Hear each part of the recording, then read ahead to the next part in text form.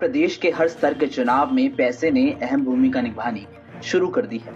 उम्मीद की काबिलियत से ज्यादा उसकी जेब की ताकत ज्यादा अहम हो गई है। 30 दिसंबर को आए पंचकुला, अंबाला और सोनीपत मेयर चुनाव के नतीजे इसी कहानी को बयां कर रहे हैं कि कैसे धनबल के इस्तेमाल ने चुनाव में जीत दिलाने में अहम रोल अदा किया।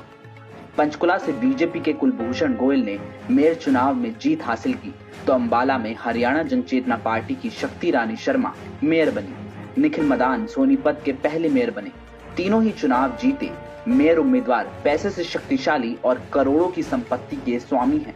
अब सबसे बड़ा सवाल ये उठता है कि क्या पैसा ही चुनाव लड़ने और जीतने के लिए अहम योग्यता रह गया है? आदमी की निजी छवि के कोई मायने नहीं रह गए हैं। चुनाव आयोग ने भले ही खर्च की सीमा लगाई हो, लेकिन वो भी ऊंट के मुंह में जीरा साबित हो रहा है। अंबाला से चुनाव जीती भाजपा की शक्ति रानी शर्मा मेयर के लिए सबसे अमीर प्रत्याशी रही। शक्ति रानी शर्मा और उनके पति विनोद शर्मा के पास 165 करोड़ रुपए से भी ऊपर की संपत्ति है। चुनाव आयोग को दिए एफिडेविट में शक्ति रानी शर्मा ने अपनी और अपने पति की संपत्ति 165 करोड़ 67 लाख रुपए बताई है। कहा भी जा रहा है कि चुनाव के दौरान भाजपा सुप्रीमो विनोद शर्मा ने पानी की तरह पैसा भी बहाया। इसको लेकर पूर्व मंत्री हरियाणा डेमोक्रेटिक फ्रंट के प्रमुख निर्मल सिंह ने विनोद शर्मा पर आरोप भी लगाया कि उन्होंने मायाराम के हथियार यानी पैसे के बल पर मेयर का चुनाव जीता है। सोनीपत से कांग्रेस के टिकट पर मेयर का चुनाव जीते निखिल मदान भी बड़े धन कुबेर हैं। उन्होंने 1.5 साल पहले ही मेयर चुनाव की तैयारी शुरू कर दी थी। लॉकडाउन के दौरान गरीब परिवारों को निखिल मदान ने मुफ्त राशन बांटकर मदद भी की। चुनाव के दौरान भी मदन ने खूब पैसा खर्च किया। चुनाव आयोग को दिए एफिडेविट में निखिल मदान ने अपनी और पत्नी की संपत्ति 25 करोड़ रुपए से भी ऊपर की बताई है। हालांकि एफिडेविट में निखिल मदान ने अपने ऊपर 6 करोड़ रुपए का लोन भी बताया है।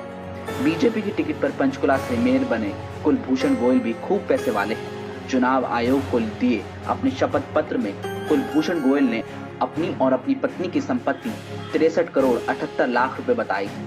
एफिडेविट में गोयल ने अपने ऊपर 2 करोड़ 26 लाख का लोन होने की भी बात कही है।